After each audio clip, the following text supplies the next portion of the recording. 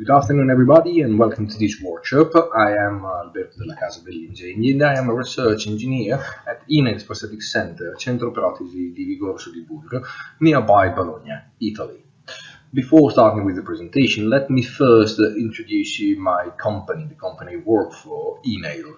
Inail is the Italian National Institute for the Insurance Against Work-Related Injuries, and because of its mission, every year it promotes and carries out numerous research activities in the clinical, rehabilitative and prosthetic field, aimed to develop innovative medical devices for the functional recovery of injured people and the improvement of their quality of life.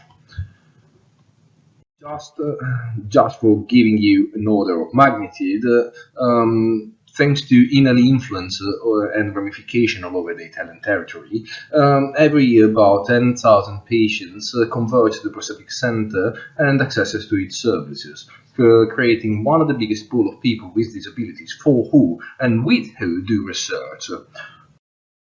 And for our research, we can rely on our research network, which accounts several university and research institutes, such as the University Polytechnic of Milano, the Italian Institute of Technology, the University Campus Biomedico di Roma, the University Scuola Superiore Sant'Anna di Pisa, the CNR, and the local district for the Italian NHS.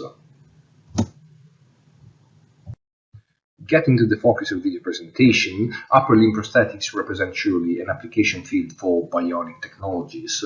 In clinics, the state-of-the-art technology for upper limb prosthetic devices is usually represented by a myoelectric controlled prosthesis. According to this paradigm, 1 degree of freedom per time is actuated by applying a simple threshold method or a proportional amplitude method on surface electromagnetic signals recorded from antagonistic muscles, that are muscles that can be contracted in a separated way, such as the flexor or the extensor of the wrist, as shown in the video in the center of these slides. As you can see, the opening and the closing of the hand is controlled by contracting alternatively the two muscles on which are placed two electromagnetic sensors. In case of prosthetic devices in which we can find more than one active joint, the selection of the active joint, the switch between one's active joint and the other, is normally achieved by external switches, or normally a co-contraction, which is the simultaneous contraction of the two muscles using for controlling the prosthetic device. And that selection is normally cyclic, switching from one to another like in a forever loop. Despite the traditional control is very reliable and robust, it presents some limitation, such as the control is not intuitive nor physiological. Just think about the fact that for opening the hand, you have to contract the wrist or the extensor of the wrist or the flexor of the wrist. It is not possible to control more than 1 degree of freedom per time. It does not provide to the user any sensory feedback and does not exploit all the potential of commercially available multi-fingered hand prosthetic devices. Those prosthetic devices, which are robotic devices mostly, can control every finger of the hand and can assume different grasping shapes.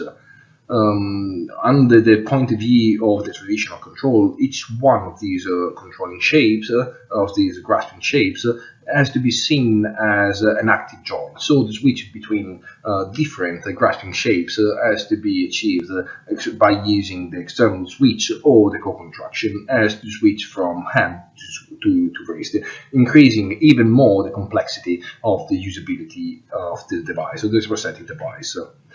To overcome this limitation, in the last decade, both invasive in terms of surgical operation, we will talk in the latter part of the presentation, and non-invasive methods have been proposed. And under the point of view of the non-invasive solution, surely path recognition represents the most promising candidate.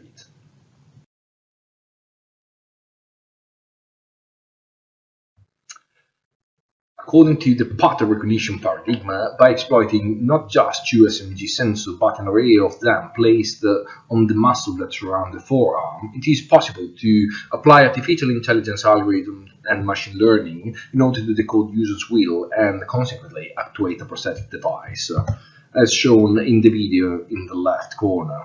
As you can see, in this case, the hand, the algorithm, is able to detect what hand gesture the user is performing and consequently actuate the prosthetic device in order to mimic that gesture. The same phenomena can be observed also in people with amputation, thanks to their ability and the presence of the phantom limb sensation.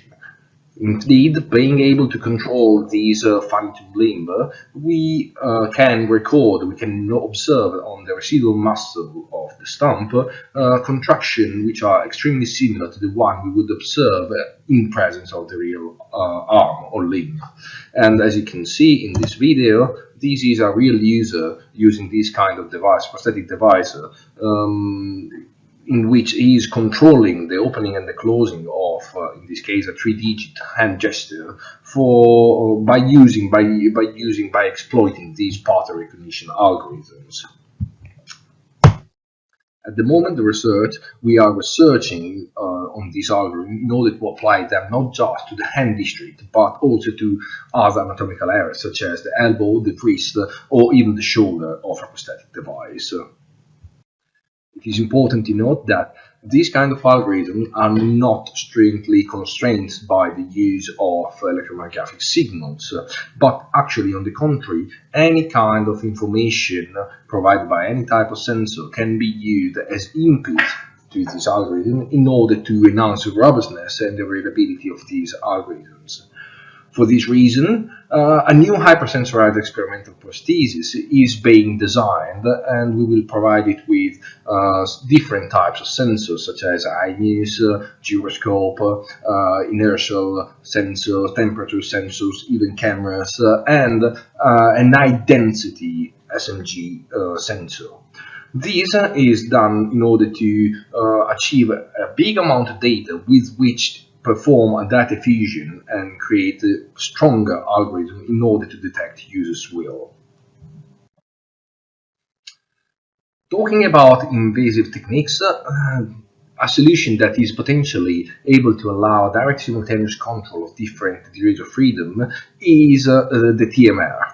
TMR, which stands for target muscular innervation, is a surgical technique by which a spare muscle of an amputee is denervated and reinnervated with residual nerves of the amputated limb, allowing a space division of the muscular signal used to control the different joint of a prosthetic device. And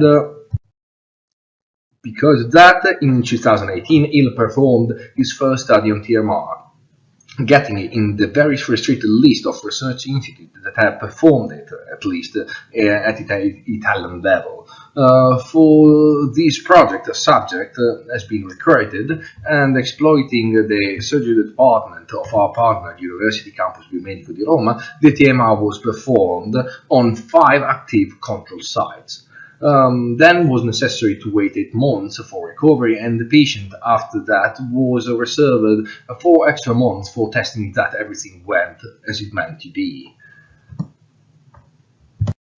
Due to the long recovery time from the surgery, in the meantime the Sensibilia Plus Plus has been designed. Sensibilia Plus Plus is a fully prosthetic active arm, shoulder, elbow, wrist and hand, specifically designed to be used by people that receive the TMR surgical treatment. In here we can see the Sensibilia Plus Plus prosthetic arm being used successfully, and from the first experimental test performed on the subject that received the TMR treatment, we were able to assess that direct simultaneous control was possible. It was also possible to complete common ADL tasks, activity of daily living, and moreover, it has an estimated cost of 30% of the available commercial solutions. Another important phenomenon is that TMR procedure was found to have restoration of the sensation in the missing hand and the arm of the skin overlying the muscle or reinnervated muscles. And we also tested that by using tense or vibrotractile stimulation. Going more in depth and more invasive, we also try to create an interface that with the nervous system, exploiting neural electrodes. Neural electrodes, which can be of two types. Intraneural electrodes, which basically, as shown in the video, consist in very tiny little needles that needs to be inserted into the nerve and allow us to record and simulate from it. The other kind is the cuff electrodes, which on the contrary needs to be wrapped around them in order to perform the same activities. Both of these types, although, induce a foreign body reaction that result in the tissue encapsulation of the device, causing a progressive decline of the electric functionality over the time due to the physical separation between the electric active sites and the axon 2 interface. For that reason, we cannot consider those kind of solutions as long term, but only few months of only for a few months those kind of electrodes and those kind of setups are really usable. Nevertheless, in 2017, a combination of cuff and intraneural electrodes were implanted for 11 weeks on a young woman with a hand amputation. And we also exploited pattern recognition around the residual muscle in order to decode the motion intention. We also placed on the fingertips of the prosthetic hand slippage and force sensor in order to record the interaction with the prosthetic device and an object. And exploiting some algorithm, we were able to stimulate closing the feedback within the user, between the prosthetics and the user, to stimulate the nerves and giving back a natural touch feeling sensation, which was extremely interesting. Just for giving you a touch of what we performed during the project PPR2, in this case the subject was performing some activity of daily lives. In this case was able to put blocks and cylinders within the right shape hole, or in this case she was able to fold and unfold a little very tiny, very thin tissue. This was performed using both the pattern recognition system for decoding the motion intention and the sensor visible on the fingertips of the prosthetic hand were used to give back a sensory feedback to the user. Here I conclude my presentation. If there are any questions, please contact me to my personal email or at vigorso-comunicazione@inail.it.